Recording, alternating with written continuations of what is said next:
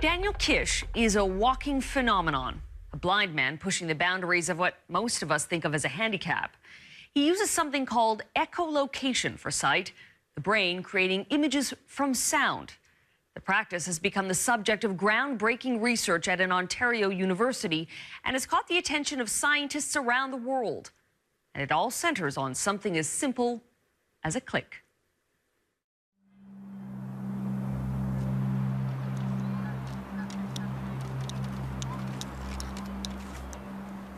There are things Daniel Kish will never see.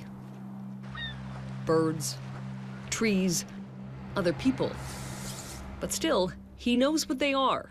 I have my images of trees and the world and mountains and buildings and everything that exists in the world, but my images of those things are not conventionally visual. He has these images because he's perfected a technique called echolocation, seeing with sound. So you can click loudly or very quietly. And you don't need a loud click all the time. Scientists actually call it interrogating the environment.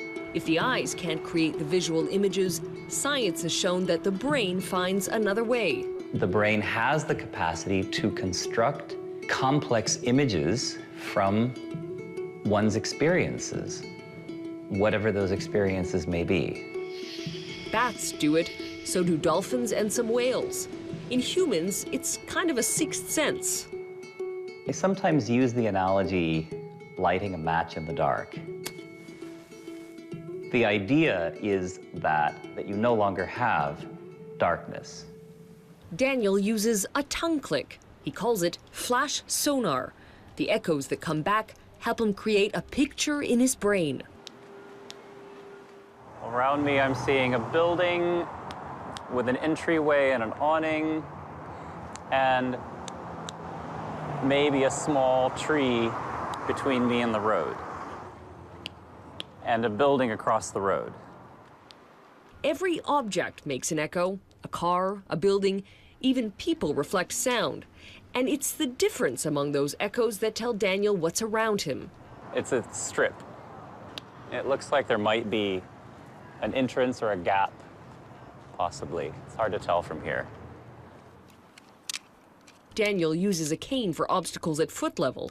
The clicking takes care of everything else.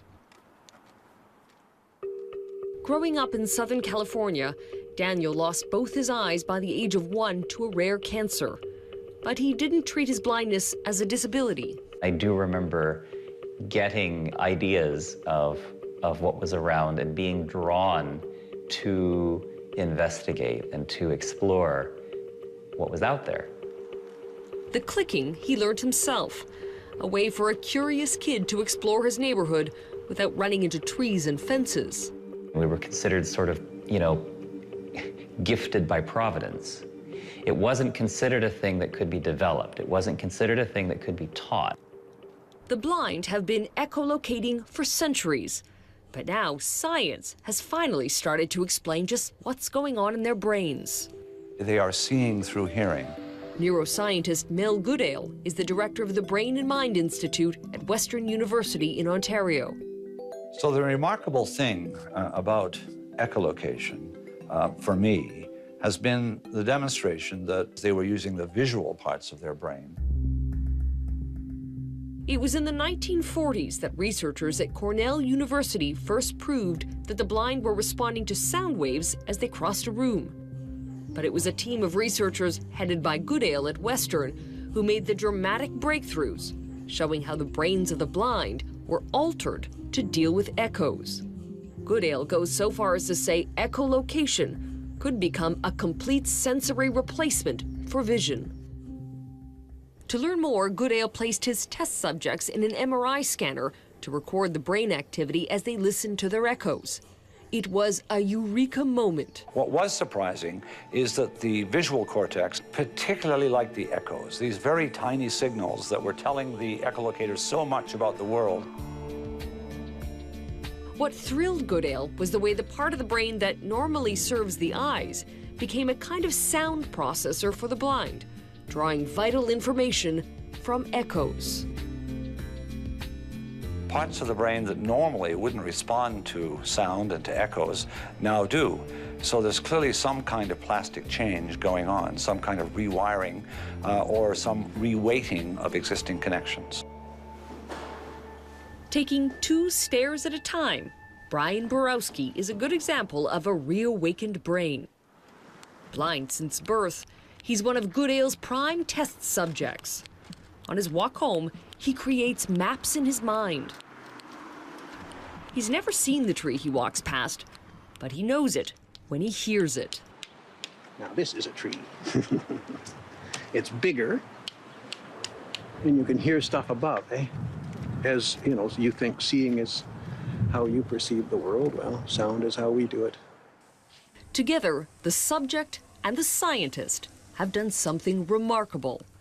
They did it in a room like this, called an anechoic chamber. It's built for pure silence, the walls absorbing all noise, no interference. The perfect place for Brian to show the power of his echolocating brain. In front of you, it's a long piece of wood, and I'm going to hold it either vertically or horizontally or on a slant, and I want you to tell me what the orientation is of that piece of wood. Okay, are we ready? I'm holding it out now right in front of me. The only echoes are from the object Brian is trying to locate. Vertical. Great, that's great. Mm-hmm. That's the horizontal. Yeah, exactly. Brian can even tell the difference between a hard and a soft surface.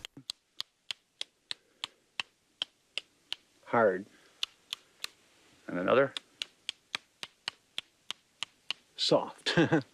Using echolocation, the blind can make out the size, shape, and the texture of an object, even the direction of its movement.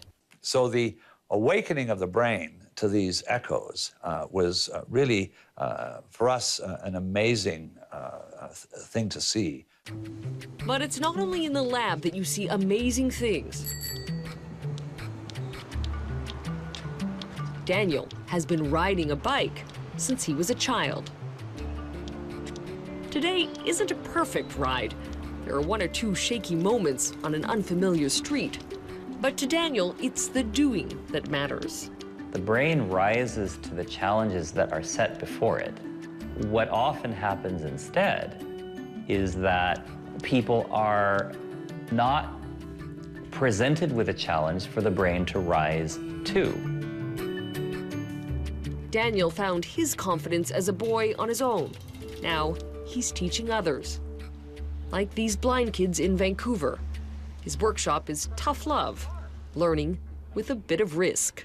No guiding of any kind during the workshop. You can't learn independence from being dependent. It's impossible. You can't do it. Running into a pole is a drag, but never being allowed to run into a pole is a disaster. So when Harjinder reaches out for help, her hand is gently brushed aside. It's a way of telling her brain to find new ways to cope, a process called neuroplasticity. The first axiom of neuroscience is use it or lose it. If you do not use it, you do lose it. So these kids who have been systematically dependency conditioned really are losing these mechanisms of freedom of movement. I love the clicking. Beautiful. Some students with a small amount of vision wear blindfolds so they focus only on the echoes. And just click around you. Does it sound little or big? It doesn't take long before the lessons sink in. Where is the city hall? It's in front of me. More stairs, okay. Did the noise that you were getting change? Yeah.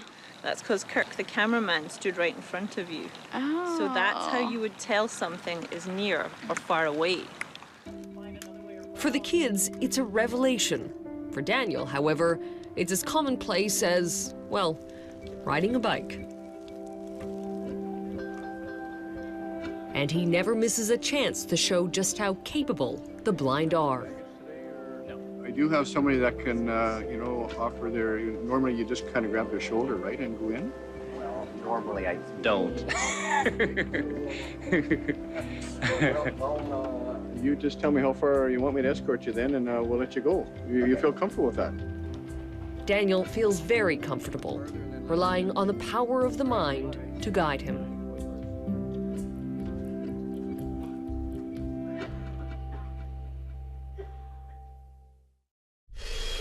In our next story, the battle to ban a pesticide. This is the biggest threat to the structure and ecological integrity of the ecosystem that I have encountered in my life.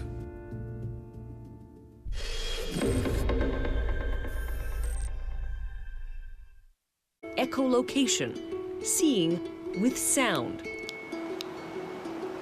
So you can click loudly or very quietly. And you don't need a loud click all the time. Scientists actually call it interrogating the environment and everything that exists in the world, but my images of those things are not conventionally visual.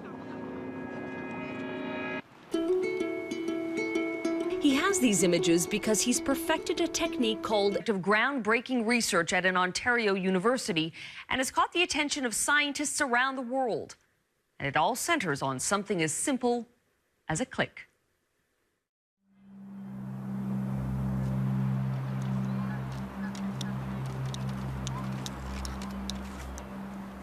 There are things Daniel Kish will never see.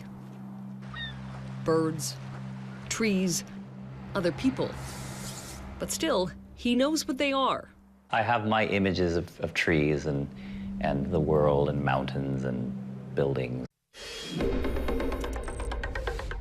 Daniel Kish is a walking phenomenon, a blind man pushing the boundaries of what most of us think of as a handicap. He uses something called echolocation for sight, the brain creating images from sound. The practice has become the subject